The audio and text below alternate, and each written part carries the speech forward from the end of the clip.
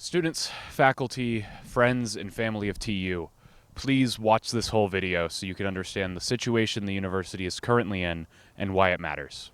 In May of 2025, Brad Carson, the president of the University of Tulsa, announced that he would be resigning. Shortly afterwards, it became clear that he was not, in fact, resigning, but was being asked to leave. He was fired by the Board of Trustees for financial issues. The full state of the decision is unclear to students still, but what we can understand from rumors is that the university is $70 million in debt.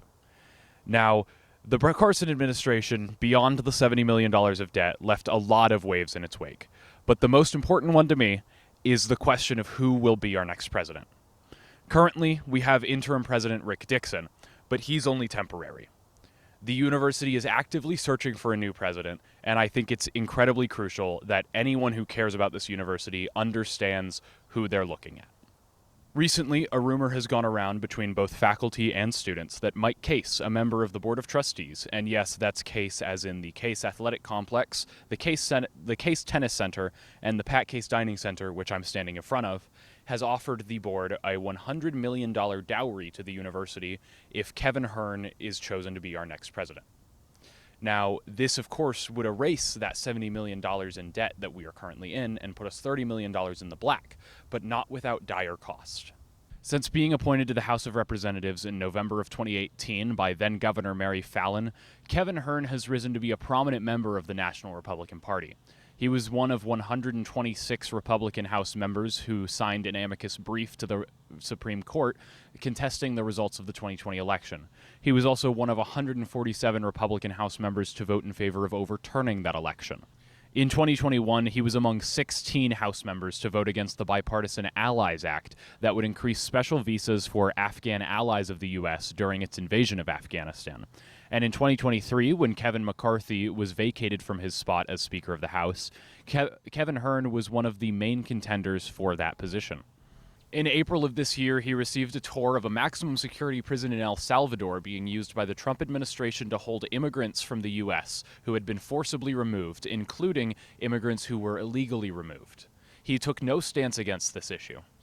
And in 2022, he had over $1 million in PPP loans forgiven, despite rallying hard against the Biden administration's attempt to forgive student loans. In May of this year, Hearn voted in favor of the One Big Beautiful Bill Act, which, according to the Center for American Progress, will increase out-of-pocket costs for Medicare recipients, increase monthly student loan payments, take away food assistance from veterans, children aiding out of foster care, and the homeless, give $30 billion to ICE, tripling its 2024 budget, and gives a $100 million budget to Russell Vought, a co-author of Project 2025 and the current director of the White House Office of Management and Budget. These are only a few of the things this bill does that hurt low and middle-class families, but Kevin Hearn voted in favor of it because his priorities lie not with his constituents in Oklahoma, but with his biggest donors. His top donors include the oil and gas lobby and AIPAC, the lobby for Israel, who in the 2023 to 2024 election cycle donated a combined $230 million to his campaign. Mike Case himself has also donated to Kevin Hearn's campaigns. Since 2020, he's donated around $50,000. Kevin Hearn has regularly associated himself with Donald Trump and considers himself ideologically aligned with him. I could go on, but I believe at this point I've painted an accurate picture of who Kevin Hearn is. Now I want to talk about why he's bad for you, Tulsa. I spoke to a professor who prefers to remain anonymous, and what they told me gave me great cause for concern. They said that when speaking to faculty, it's been made clear that, quote, people would step down from leadership positions and that they themselves would strongly consider stepping down as well.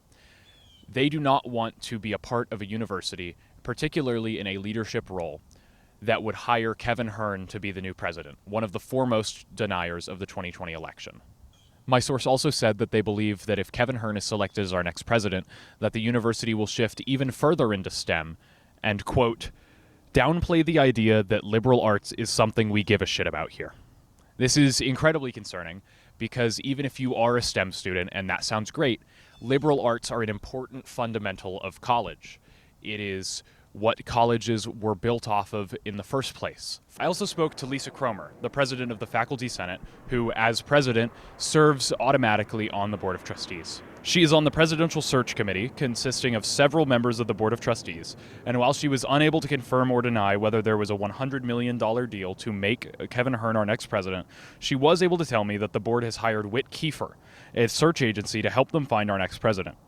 She said that while the search committee does not completely agree on the most important qualities for our next president, she has been a firm supporter of hiring someone who is currently the president of another university, and particularly a president who has a background in academia, rather than hiring another politician like Brad Carson to be our president. There's no question when we surveyed faculty, 100% of faculty want to see a PhD. They're open to other degrees as well, but PhD is strongly preferred. The possibility of Kevin Hearn being our next president has brought about the return of the concerned faculty of TU, who are an anonymous group that formed during the days of true commitment in 2020 when the university started cutting non-STEM programs in favor of putting focus on STEM departments. A group of faculty members formed the group to make their voices heard in a time of great importance and distress. The all but confirmed rumors of the $100 million deal have prompted this group to come out of retirement to make themselves heard once again, sending emails to faculty who have aligned themselves with their cause. It is clear that Kevin Hearn is not wanted by faculty to be our next president, but they aren't the ones that choose. Our president is chosen by the Board of Trustees, who meet here in Collins Hall once every quarter. They are made up of primarily wealthy investors and not by members of academia. The faculty is making their voice heard, and it's time that students do too. That's why I've created this group, Hurricane Against Hern. If you scan this QR code, it'll take you to the GroupMe where we are organizing, discussing, and figuring out what we should do to let the board know that we do not want Kevin Hearn to be our next president. Please share this video with your friends, your family, with faculty members, and with other students so that we can unite together and tell the board, no, we do not want Kevin Hearn. I care a lot about this university, seeing as I've spent a year and a half here, and I will spend another 2.5 years here, and for the rest of my life, I will tell people I went to the University of Tulsa. We have a unique opportunity now to shape this campus for the better, and if we don't act, we may never get this chance again. Thank you.